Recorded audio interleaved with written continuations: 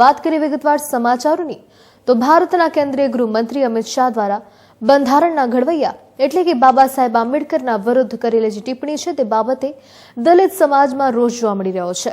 કેન્દ્રીય ગૃહમંત્રી અમિત શાહે સંસદ ભવનમાં બાબા સાહેબ આંબેડકર વિરુદ્ધ અપશબ્દો બોલતા દલિત સમાજમાં રોષ ફેલાયો છે। ઉપલેટામાં દલિત સમાજ દ્વારા રેલી યોજી જાહેર માર્ગ પર ઉતરી અને સૂત્રોચ્ચાર કરવામાં આવ્યા।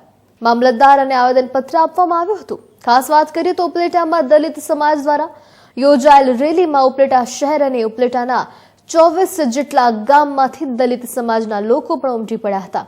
દલિત સમાજે અમિત શાહના રાજીનામાની ખાસ અત્યારે માંગ કરી છે। ઉપરાંત વિવિધ પોસ્ટર સાથે દલિત સમાજના લોકો રસ્તા પર ઉતર્યા સૂત્રોચ્ચાર કર્યા હતા।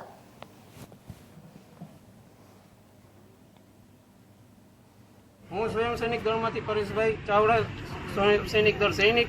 આજે જે કાંઈ અમિત શાહ વિરુદ્ધ આવેદનપત્ર આપવામાં આવ્યું એના અનુસંધાને મારે ખાલી એટલું જ કહેવું છે કે જે સંસદની અંદર જે કાંઈ ડિબેટ કરે છે અને બાબા સાહેબ વિશે બોલે છે કે ભાઈ આંબેડકર આંબેડકર આંબેડકર આ એક ફેશન બની ગઈ છે અને એના કરતાં જો ભગવાનનું નામ લે તો કાંઈ એને સ્વર્ગ મળે।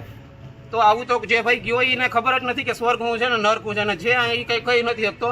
પણ હા, એ વસ્તુ પાકી છે કે બાબા સાહેબનું અત્યારે પેશન હાલે છે ને બધા બાબા સાહેબ કરે છે એટલે કરે છે કે એને ઉપર આખો દેશ હાલે છે।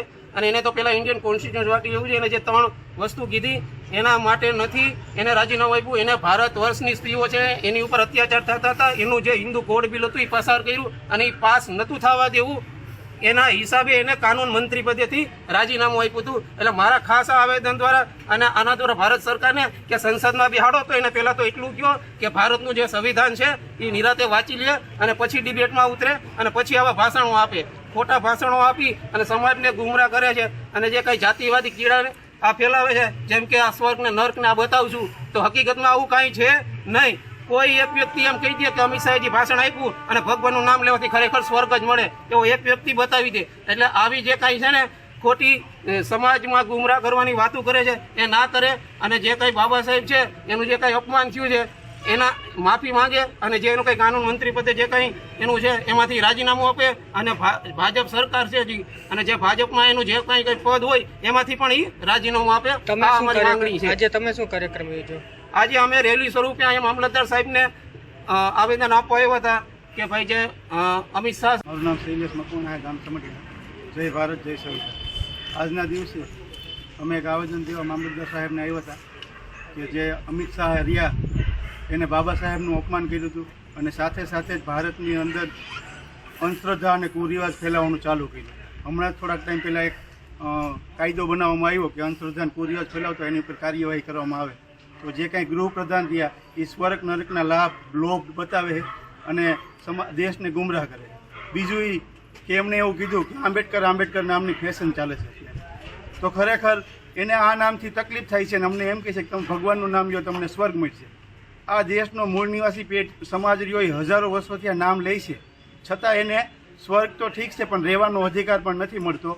જ્યારે આ દેશની અંદર અત્યાચાર થાય છે, માઇનોરિટી સમાજ માટે અત્યાચાર થાય છે ત્યારે આ દેશના ગૃહમંત્રી, પ્રધાનમંત્રી, વડાપ્રધાનનું મોઢું રહ્યું ખુલતું નથી કે આ દેશની અંદર કોઈ પણ માણસને, મુસ્લિમ સમાજને મારવામાં આવે, એસટી સમાજને એસટી સમાજને ઘોડીમાંથી ઉતારવામાં આવે તો ત્યારે એમનો અવાજ કેમ નથી ખુલતો કે તમે આ વસ્તુ રહી જાતિવાદી પ્રથા રહી બંધ કરો।